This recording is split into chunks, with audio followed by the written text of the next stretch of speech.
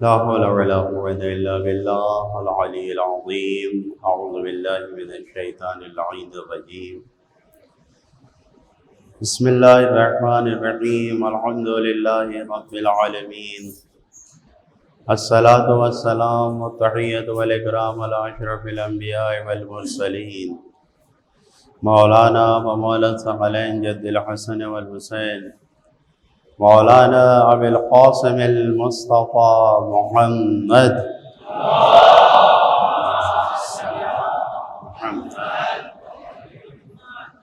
والصلاة والسلام على وصيه ووزيره وسهره وصاحب لوائه وخليفته مولانا علي بن أبي طالب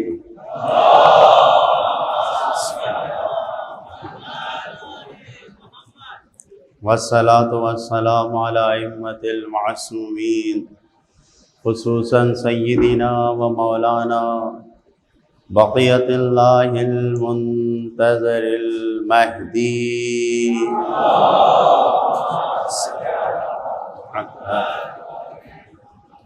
عجل الله تعالى فرجه الشريف روح وأرواح العالمين لتراب مغضبه الفداء واللعنة الدائمة على أعدائهم أجمعين من يوم ظلمهم إلى قيام يوم الدين وبعد يوم الدين. أما بعد فقد قال الله الحكيم بسم الله الرحمن الرحيم إنا أعطيناك الكوثر فصل لربك وانحر إن شانئك هو الأبتر.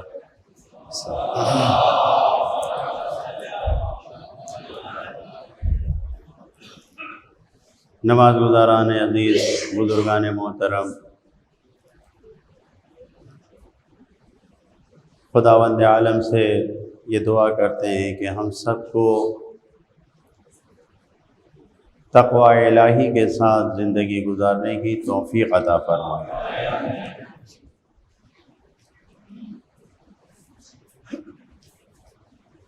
شہزادی کائنات کی ولادت کی تاریخ گزری ہے اور ہم سب اسی خوشی میں گزر بسر کر رہے ہیں. یقیناً جو بھی ان کا چاہنے والا اور ان سے محبت کرنے والا ہے وہ سب کے سب اس پر نور ولادت سے خوش ہیں. شہزادی کی زندگی کو نمونہ عمل بنا کر، اسوہ اور آئیڈیل بنا کر ہمیں اپنی خوشیوں کو اور دوبالا کرنا چاہیے. جہاں انہوں نے زندگی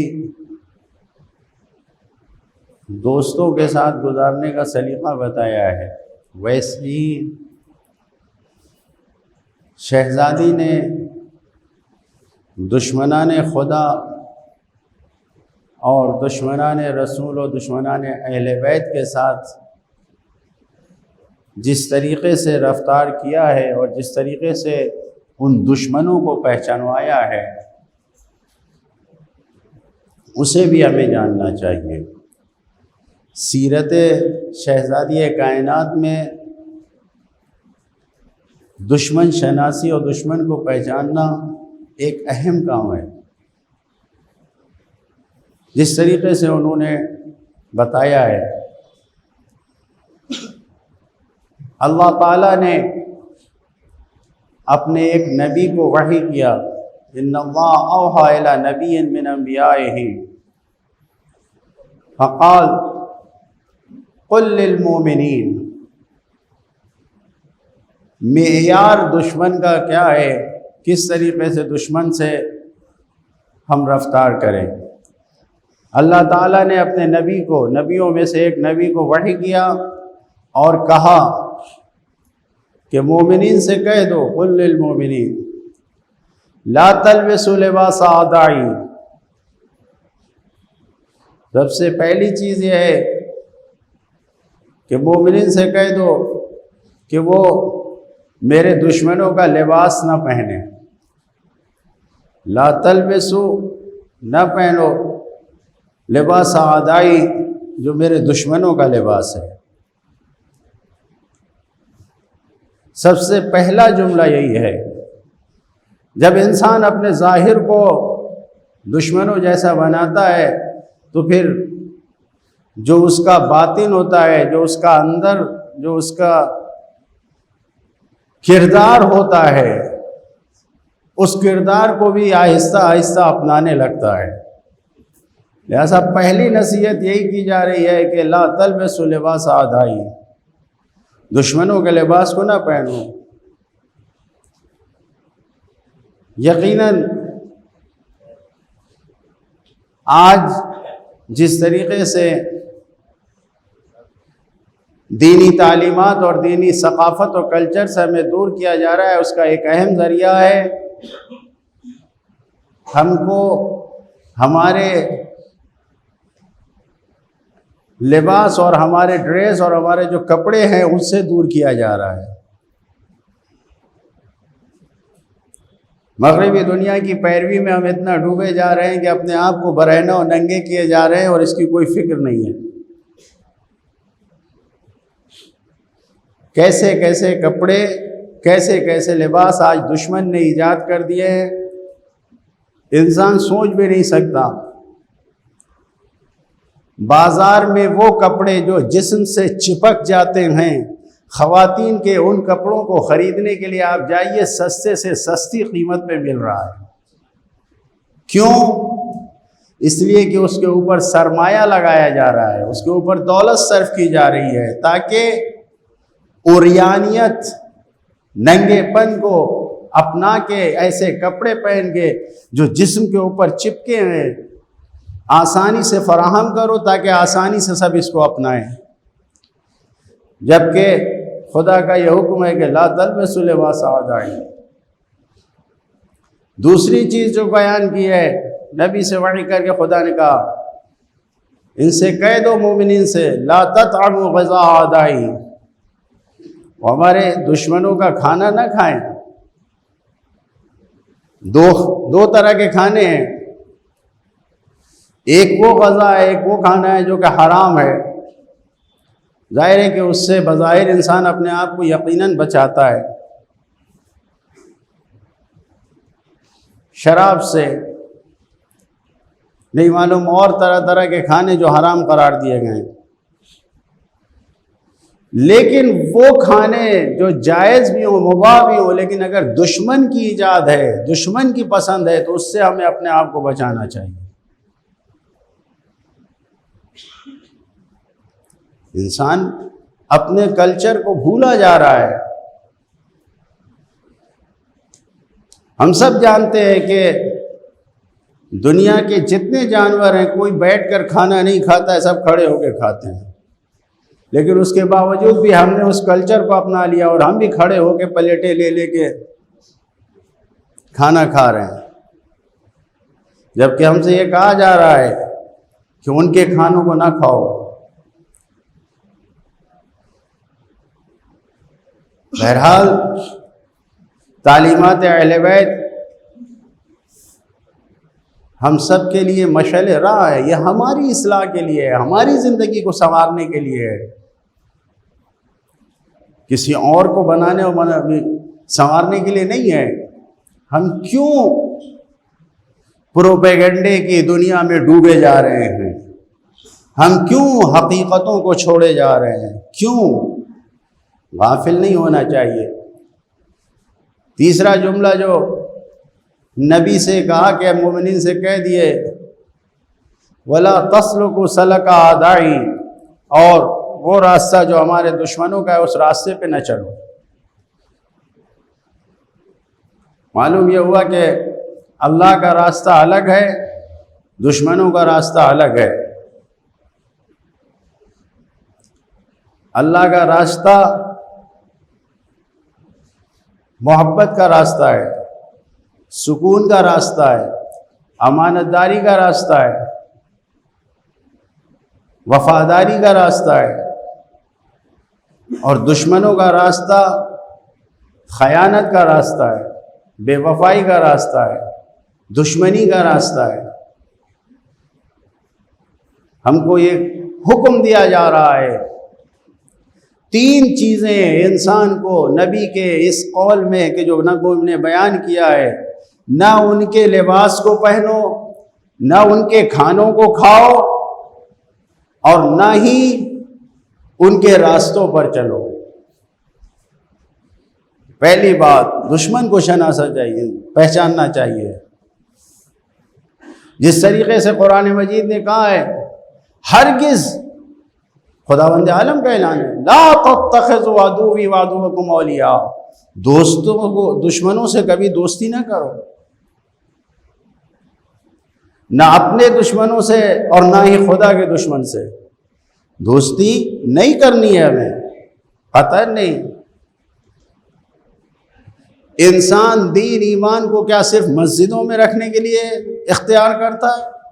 نہیں، زندگی کے ہر قدم پہ ضروری ہے کہ انسان اس کو لے آئے زندگی میں، اس سے بھولے نہیں۔ ائمہ معصومین علیہ السلام نے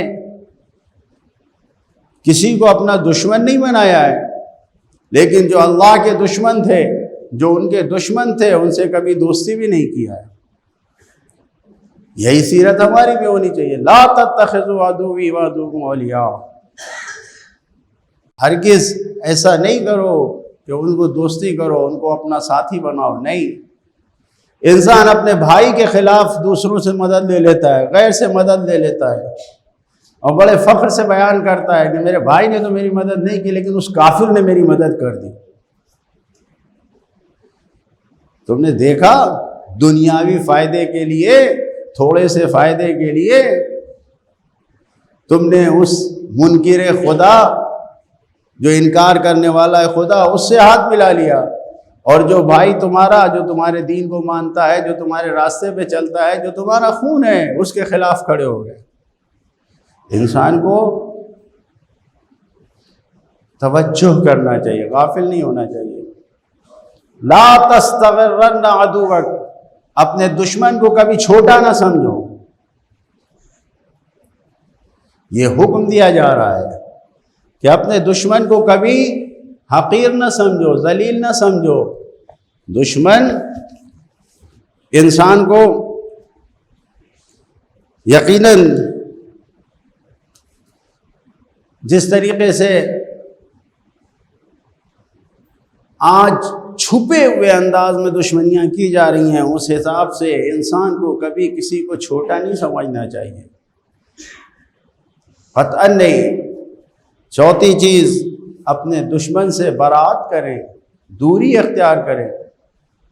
قرآن مجید نے بیان کیا کس طریقے سے، جناب ابراہیم کے لیے بیان کیا، فَلَمَّا تَبَيَّنَ عَدُوٌّ لَهُ تَبَرَّأَ مِنْهُ، جس وقت جناب ابراہیم نے دیکھا کہ یہ دشمن ہے تو ان سے دوری اختیار کر لیا، تبرأ منہ، دوری اختیار کر لیا۔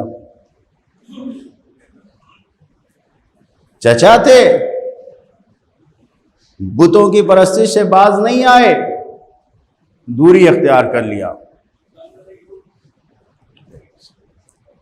انسان، یہ معیار جو بیان کیا گیا ہے، یہ جس طریقے سے ہم سے کہا جا رہا ہے، انسان کو غافل نہیں ہونا چاہیے۔ بہرحال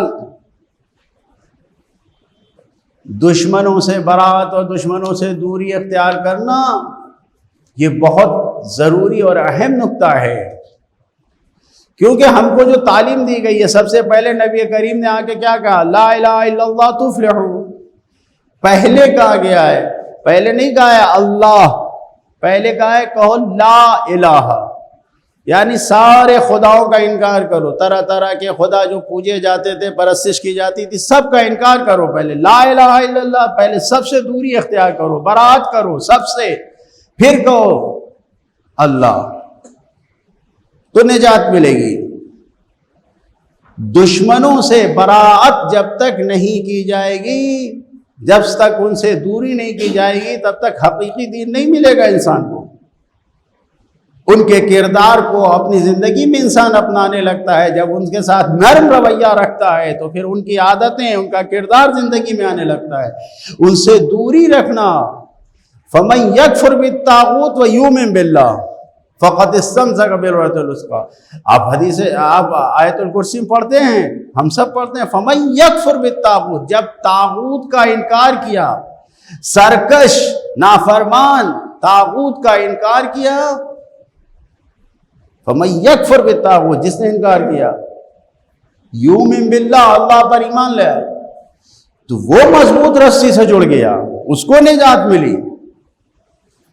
یہ سب قرآن مجید کی آیتیں ہیں جو ہمارے سامنے موجود ہیں کہ انسان کو غافل نہیں ہونا چاہیے ان سے۔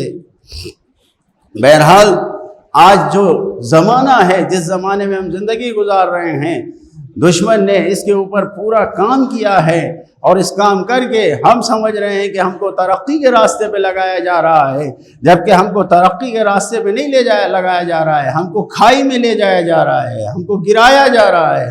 دین سے دوری کیا مطلب ہے؟ دین سے دور رہ کے انسان نجات پائے گا؟ نہیں۔ جیسے جیسے انسان ان ترقیوں کی طرف جا رہا ہے، ویسے ویسے دین سے دور ہوتا جا رہا ہے۔ یہ جو پورا کورونا کا ڈھونگ رچا گیا ہے، یہ جو زبردستی کے بیماری کو ایجاد کیا گیا ہے، ایسا نہیں ہے کہ یہ حقیقت نہیں ہے حقیقت، لیکن اس کو دشمنوں نے پھیلایا ہے۔ یہ کوئی بلائے الہی نہیں ہے، خدائی وبا نہیں ہے۔ اس کو جو پوری دنیا میں عام کیا گیا ہے، اس کا مقصد صرف کیا تھا؟ سب کے ذہنوں کو کنٹرول کر لینا، سب کو گھروں میں بیٹھا کے، سب کے ہاتھ میں نیٹ ورک، موبائل، یہ ساری سوشل میڈیا نے آج پورے آپ کے سب کچھ، پورے وجود کو قبضے میں کر لیا ہے۔ ساری حکومتیں دنیا کی قبضے میں آ گئی ہیں۔ بہت بڑا پلان ہے دشمن کا۔ لادینیت کو پھیلایا جا رہا ہے، بے دینیت کو پھیلایا جا رہا ہے، جو سب کو بے دین بنایا جا رہا ہے۔ ہم غافل ہیں اس چیزوں سے۔ یہ ترقی نہیں ہے۔ خدا کے لیے یہ جو اسکول کے نام پہ بچوں کو، چھوٹے چھوٹے بچوں کو ایسی عریانیت اور ایسی بے غیرتی سکھائی جا رہی ہے، بچوں کو ہمیں پتہ بھی نہیں چل رہا ہے ہمارا بچہ کیا سیکھ رہا ہے۔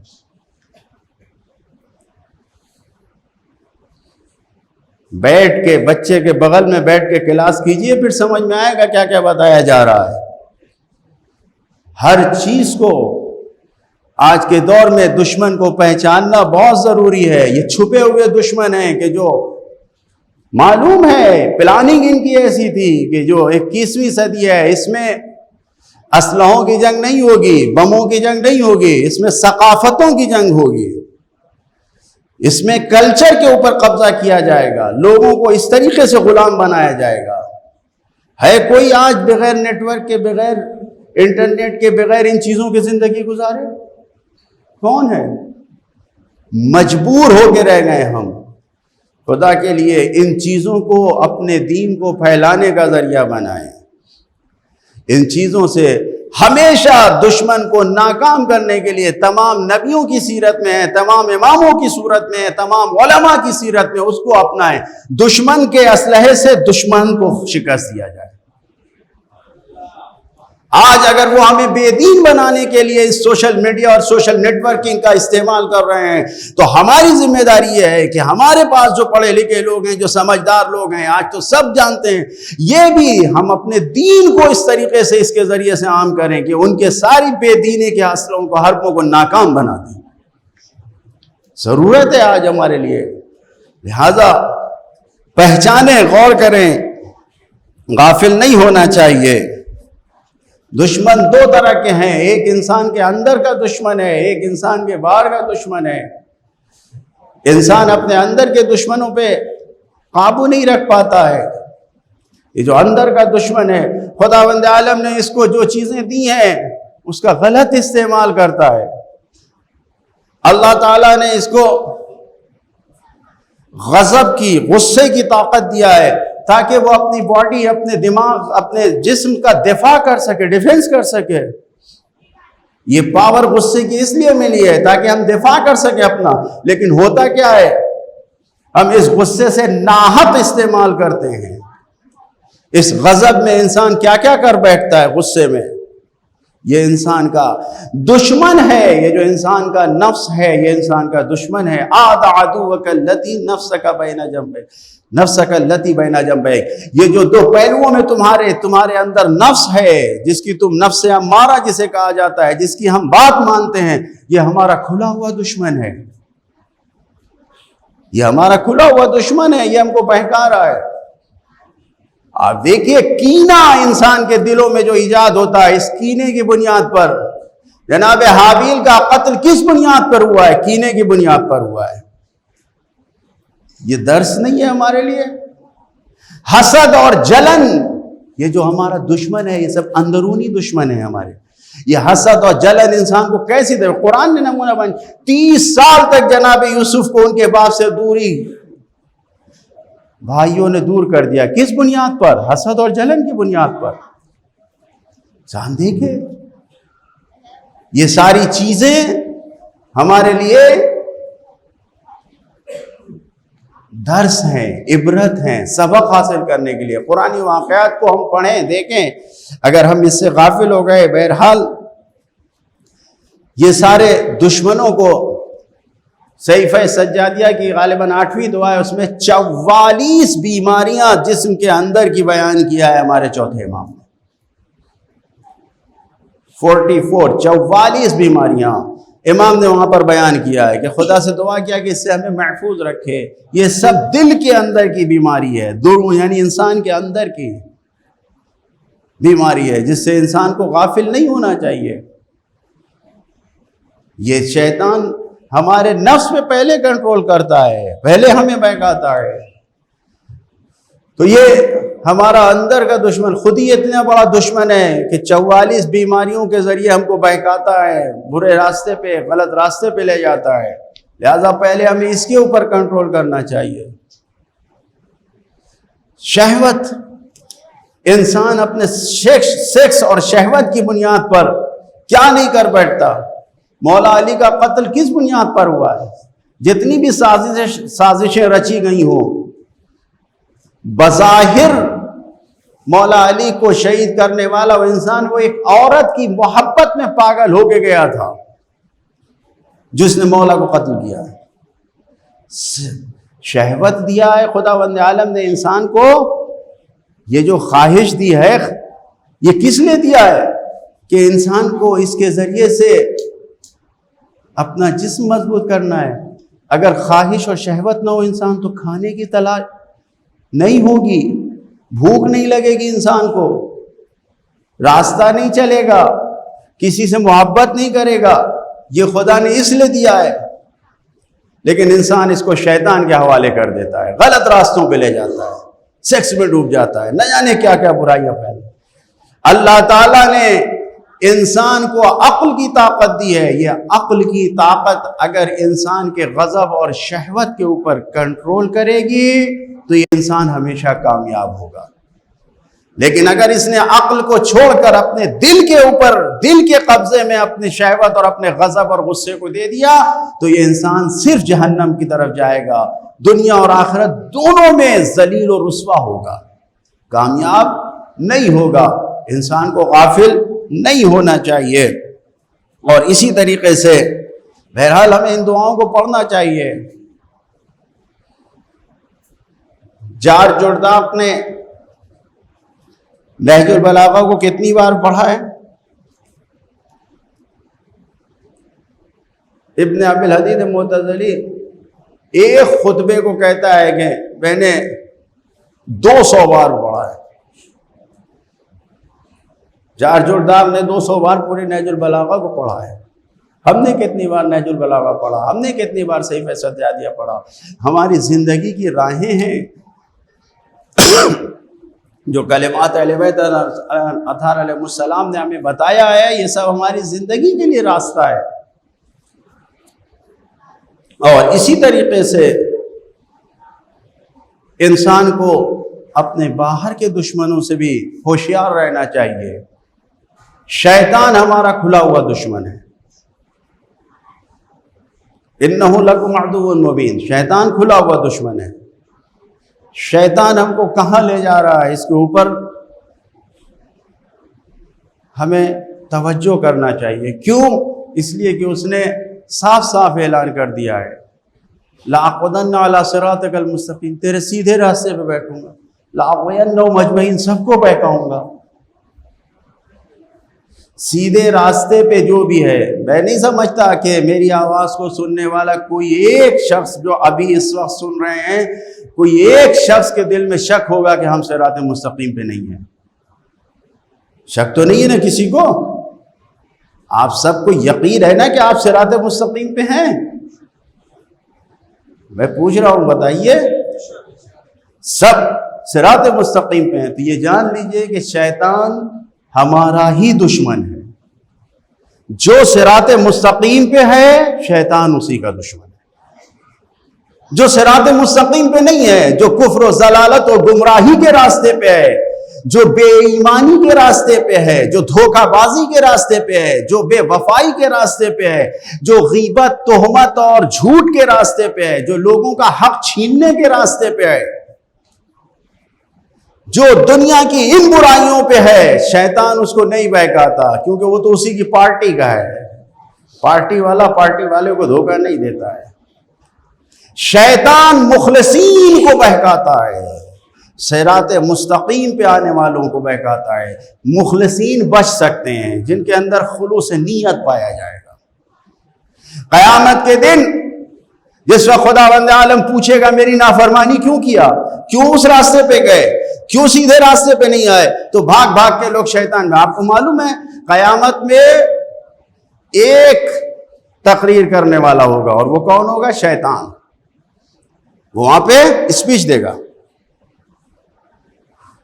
جب سب بھاگ بھاگ کے شیطان کی طرف جائیں گے، کیوں بہکایا، کیوں بہکایا، کیوں بہکایا، تو شیطان کھڑا ہو کے کیا اعلان کرے گا؟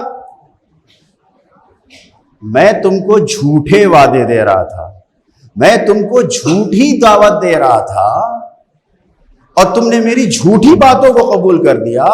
اللہ تمہیں سچے وعدے دے رہا تھا، اللہ کی طرف سے تمہارے لیے ساری سچی باتیں آئی تھیں، لیکن اس کو نہیں مانا۔ تم نے غلط فیصلہ کیا یا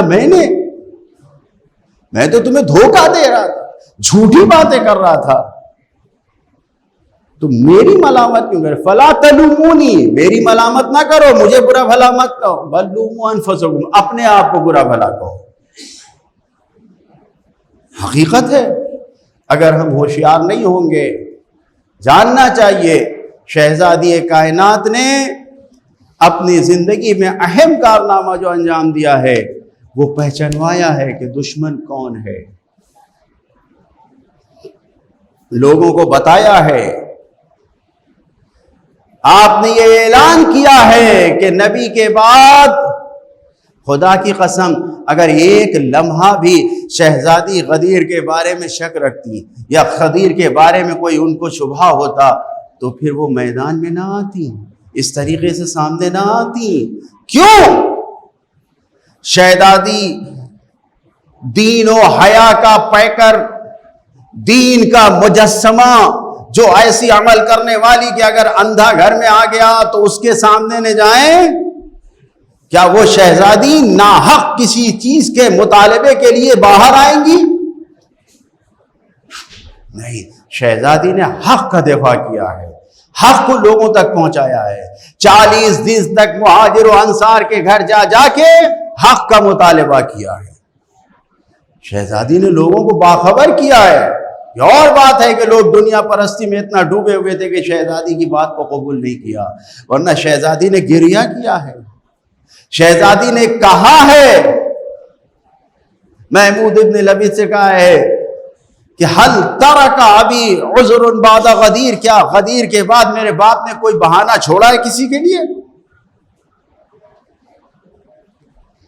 جو اہم حق تھا مختصر سی زندگی میں شہزادی نے نبی کریم کے بعد سے لے کے 75 دن کی زندگی ہو، 95 دن کی زندگی ہو، یا ان کے مخالفین نے جو لکھا ہے کہ 6 مہینے تک زندہ رہی ہو، اسی کو مان لو، تو تو 6 مہینے کی بھی زندگی اگر ان کی رہی ہو تو اس میں صرف اور صرف حق کا مطالبہ کیا ہے، حق کا دفاع کیا ہے، رسول کے جانشینی کو پہچانوایا ہے اور تمام دشمنوں کو بے نقاب کیا ہے شہزادی نے۔ لہذا ہمارا کام یہ ہے کہ ہم حق کے دشمنوں کو پہچانیں، حق کے دشمنوں سے دوری اختیار کریں، جو حق کے دشمن ہیں ان سے اپنے آپ کو بچائیں، یہ اس یقین کے ساتھ کہ اگر ہم حق کے طلبگار ہوں گے، حق کا ساتھ دینے کا جذبہ ہمارے اندر پایا جائے گا تو یقین جانیے کہ وہ دن دور نہیں ہے کہ جب شہزادی کا لال خود پردہ غیب سے آ کے ہمیں اپنے لشکر میں شامل کرے گا اور محشر میں بھی ہمیں شہزادی کی شفاعت نصیب ہوگی۔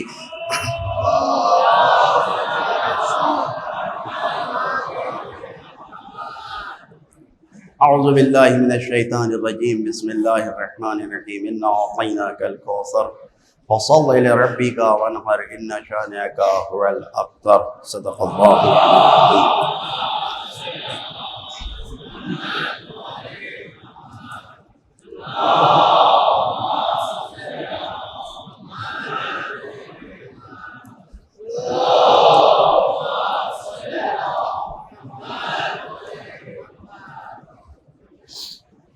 لا حول ولا قوة إلا بالله العلي العظيم۔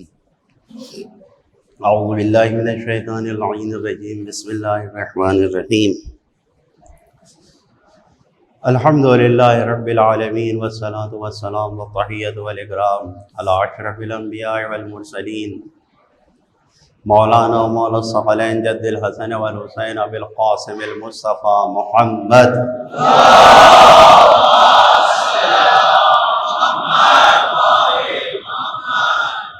والصلاة والسلام على وصيه ووزيره وسحره وصاحب لوائه مولانا علي بن أبي طالب،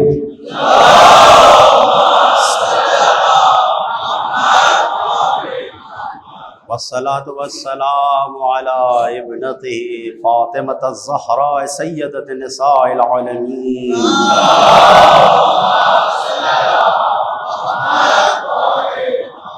والصلاة والسلام على سبطه الأكبر الحسن المجتبى،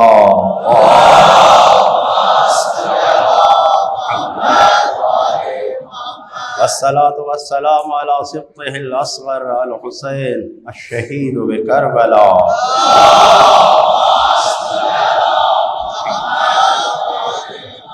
والصلاة والسلام على علي بن الحسين زين العابدين،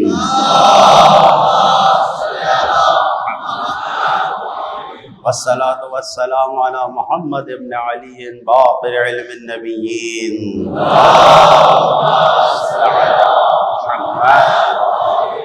والصلاة والسلام على جعفر بن محمد الصادق البار الأمين،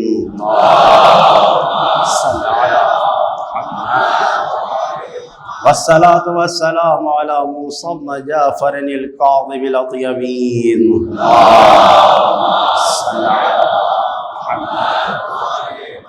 والصلاة والسلام على علي بن موسى الرضا المرتضى،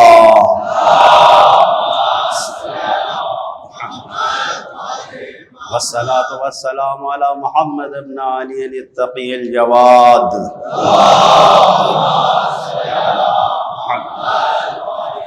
والصلاة والسلام على علي بن محمد النقي،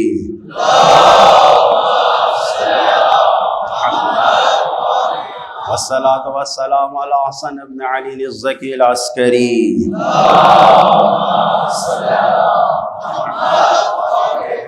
والصلاة والسلام على القائم المنتظر المهدي، اللهم صل على محمد، اللهم صل على محمد، اللهم صل على محمد،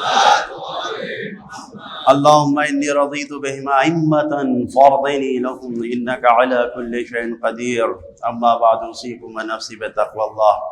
بزرگان محترم، تقوی الہی کو اختیار کرنا ہماری اولین اور آخرین ذمہ داری ہے، اسی کے ذریعے ہم دنیا اور آخرت دونوں میں کامیاب ہو سکتے ہیں۔ دنیا کے حالات آپ کے سامنے ہیں، اس کے اوپر توجہ کرنا اور بہرحال اللہ کے بندوں کی مدد کرنا ہمارے لیے ضروری ہے، لہذا ان حالات کے بارے میں غور و فکر کریں اور اس کو سمجھے بوجھیں۔ ہمارے ملک میں بھی 18 جنوری سے 17 فروری تک ٹریفک پولیس کی طرف سے ٹریفک کو سکھانا اور بتانے کا ایک پروگرام چل رہا ہے، جس کے لیے ممبئی اور مہاراشٹر کے ذمہ داروں نے ہم لوگوں سے رجوع کیا اور گفتگو کی۔ لہٰذا میں آپ سب کے سامنے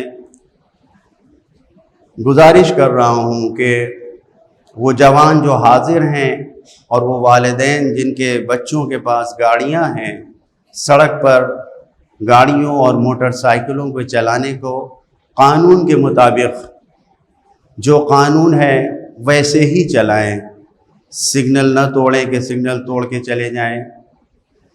کسی کی بھی اسلام میں آپ اپنے مرجع تقلید کا حکم معلوم کر لیجئے۔ آغا سیستانی کا کھلا ہوا اعلان ہے، اپنے ملک کے قانون کی خلاف ورزی کرنا حرام ہے۔ لہٰذا ٹریفک پولیس جن باتوں کے لیے منع کر رہی ہے، جو قانون ہے، بغیر ہیلمٹ کے نہ چلائیں، سگنل نہ توڑیں، 3 آدمی نہ بیٹھیں، یہ چھوٹی چھوٹی باتیں ہیں، بغیر لائسنس کے نہ چلائیں، کیونکہ یہ سب شریعت کی نظر سے بھی جائز نہیں ہے۔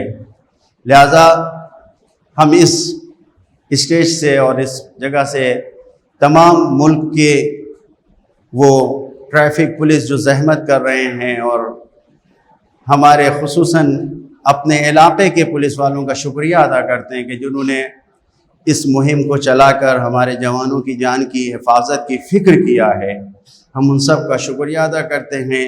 اور آپ سب سے یہی التماس ہے، یہی خواہش ہے کہ شریعت کے حکم کے مطابق اپنے ملک کے قانون کی پاسداری کریں، اس پہ عمل کریں، تاکہ ہر قسم کی مصیبتوں سے جانیں محفوظ رہیں۔ خدا سے دعا کرتے ہیں کہ خدایا ہم سب کو نیک اعمال کی توفیق عطا فرما، خدایا ہمارے گناہوں کو بخش دے، خدایا ہمارے نیک اعمال سے ہمارے امام ائمہ معصومین اہل بیت کرام بخصوص زمانے کے امام کو راضی فرما۔ یا اللہ دنیا بھر میں اہل بیت کے چاہنے والوں کی جان مال عزت آبرو کی حفاظت فرما۔ خدایا جو تیرے دشمن اہل بیت کے دشمن ہیں انہیں ذلیل و رسوا کر کے نیست و نابود فرما۔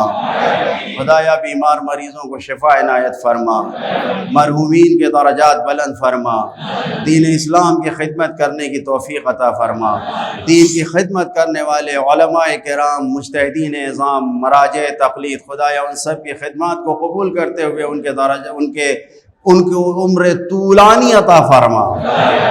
خدایا ہمارے امام کو ہم سب سے راضی فرما، ان کے چاہنے والوں میں شمار فرما، ان کے ظہور میں تعجیل فرما۔